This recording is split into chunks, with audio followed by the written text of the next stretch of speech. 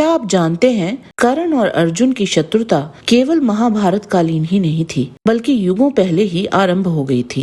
कर्ण और अर्जुन ने केवल द्वापर युग में ही युद्ध नहीं लड़ा था, बल्कि पूर्व जन्म में भी उनका बहुत ही प्रलयंकारी युद्ध हुआ था, जो अधूरा रह गया था। आखिर कौन थे कर्ण और अर्जुन? अपने पूर्व जन्म में कैसे हुई थी वास्तविकता में कर्ण और अर्जुन की पिछले जन्म में उत्पत्ति, और ऐसी क्या शत्रुता थी उन दोनों में जो युगों तक चली? इसका उत्तर जानने के लिए इस रोचक वीडियो को अंत तक अवश्य देखें। और अगर आपको ये वीडियो पसंद आए तो इसे लाइक और चैनल को सब्सक्राइब अवश्य करें। पद्म पुराण सृष्टि खंड अध्याय 14 में भीष्म जी ने पुलस्त्य जी से पूछा, शत्रुओं को मारने वाले अर्जुन की 3 पुरुषों से कैसे उत्पत्ति हुई? कानीन कर्ण को सूत पुत्र क्यों कहा जाता है? उन दोनों में स्वाभाविक वैर क्यों हुआ? इस विषय को जानने की मेरी बड़ी अधिक इच्छा है, उसे आप मुझे बतलाएं। पुलस्त्य महर्षि ने कहा, शंकर जी द्वारा 5वें मुख के काट दिए जाने पर ब्रह्मा जी को बड़ा क्रोध हुआ। उनके कारण ब्रह्मा जी के ललाट से पसीना निकला। उन्होंने उस पसीने को पृथ्वी पर पटक दिया, तो उस पसीने से विशाल धनुष बाणधारी कुंडल धारण किए हुए, हजारों कवच पहने हुए एक वीर पुरुष उत्पन्न हुआ। उसने ब्रह्मा जी से पूछा, मैं क्या करूं? रुद्र को दिखाते हुए ब्रह्मा जी ने उससे कहा, तुम इसे मार दो, जिससे ये पुनः उत्पन्न ना हो। ब्रह्मा जी की बात को सुनकर वह पुरुष शिव जी का पीछा करने लगा। तब भगवान शिव विष्णु जी के पास पहुँचे। वहां भगवान विष्णु ने अपनी हुंकार ध्वनि से उस पुरुष को मूर्छित कर दिया और महादेव से कहा, तुम्हारी और कौन सी इच्छा मैं पूरी करूं? तब भगवान शंकर ने कपाल दिखाकर कहा, मुझे भिक्षा प्रदान करें। रुद्र को कपाल पानी देखकर भगवान नारायण ने उन्हें अपनी दाहिनी भुजा प्रदान कर दी। उसको शंकर जी ने अपने अत्यंत तीक्ष्ण त्रिशूल से काट दिया। उसके कारण श्री भगवान की भुजा से खून की धारा बह निकली और उस कपाल के भीतर गिरने लगी। वह धारा देवताओं के 1000 वर्ष पर्यंत श्री हरि की भुजा से प्रवाहित होती रही। उसके बाद भगवान नारायण ने शिव जी से पूछा, तुम्हारा पात्र भरा या नहीं? शंकर जी ने कपाल को उंगली से छूकर कहा, हाँ भर गया। शिव जी की वाणी को सुनकर भगवान विष्णु ने उस धारा को रोक लिया। श्री भगवान के सामने ही शंकर जी ने उस पात्र का अपनी दृष्टि पात्र के द्वारा मंथन किया। मथ जाते हुए उस रक्त में क्रमशः कलिल तथा बुलबुले निकलने लगे। उसके बाद उससे किरीट धारण किए हुए तथा धनुर्धारी पुरुष पैदा हुआ। वह अपने पीठ पर 2 तुनीरों को बांधे था। उस पुरुष को देखकर भगवान विष्णु ने रुद्र से कहा, हे शंकर, कपाल में ये कौन सा नर उत्पन्न हो गया है? श्री शंकर जी ने कहा, हे नाथ, आप सुने, ये नर नामक पुरुष हैं तथा ये श्रेष्ठ अस्त्रों के ज्ञाता हैं। आपने इन्हें नर कहा है, अतएव इनका नाम नर होगा। ये नारायण के सखा नर होंगे। ये असुरों का वध करने में आपकी सहायता करेंगे। ज्ञान की परीक्षा में ये मुनि विजय होंगे। ये ब्रह्मा का 5वां सिर अधिक तेज से युक्त है। ब्रह्मा जी के देदीप्यमान तेज से, आपकी भुजा के शोणित से तथा मेरी दृष्टि के पड़ने से ये 3 तेज से युक्त होंगे। उन तेजों के संयोग के कारण युद्ध में शत्रुओं पर विजय प्राप्त करेंगे, जो असुर देवताओं तथा इंद्र के लिए अवध्य तथा दुर्जय भी होंगे। उनके लिए भी ये भयंकर होंगे। उस समय कपालस्थ पुरुष ने शंकर जी तथा श्री हरि से पूछा कि मैं आप लोगों की कौन सी सेवा करूं? उस समय शंकर जी ने कहा, ब्रह्मा जी ने जिसे अपने तेज से उत्पन्न किया है, उस धनुर्धारी पुरुष को तुम मार दो। भगवान विष्णु के हुंकार से ये मोह निद्रा में पड़ा हुआ है, इसको तुम शीघ्र जगा दो। ये कहकर भगवान शिव वहां से अंतर्ध्यान हो गए। उसके बाद नर ने उसको अपने बाएं पैर से मारा।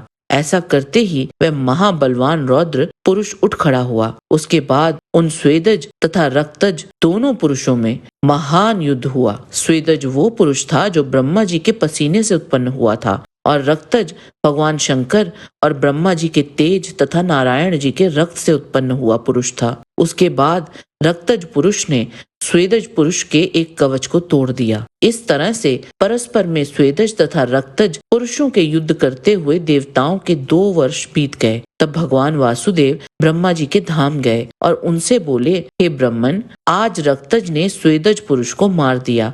इस तरह से सुनकर ब्रह्मा जी व्याकुल हो गए। उन्होंने मधुसूदन से कहा, हे हरे, ये पुरुष इस जन्म में जीवित हो जाए। भगवान विष्णु ने कहा, ऐसा ही होगा। वहां जाकर भगवान विष्णु ने उन दोनों के युद्ध को रोककर उन दोनों से कहा, दूसरे जन्म में कलयुग तथा द्वापर के संधि काल में महायुद्ध होगा। उस समय मैं तुम दोनों को आमने सामने मिलाऊंगा। उसके बाद विष्णु जी ने सूर्य तथा इंद्र को बुलाकर कहा कि इन दोनों भद्र पुरुषों का आप लोग पालन करें, ये मेरी आज्ञा है। हे सूर्य, ये स्वेदज पुरुष है, इसको आप द्वापर के अंत में अपने अंश से पृथ्वी पर देवताओं का कार्य करने के लिए अवतीर्ण कराएंगे। यदुओं के वंश में शूर नामक महाबलवान राजा होंगे। उनकी अप्रतिम सुंदरी पृथा नाम की पुत्री होगी।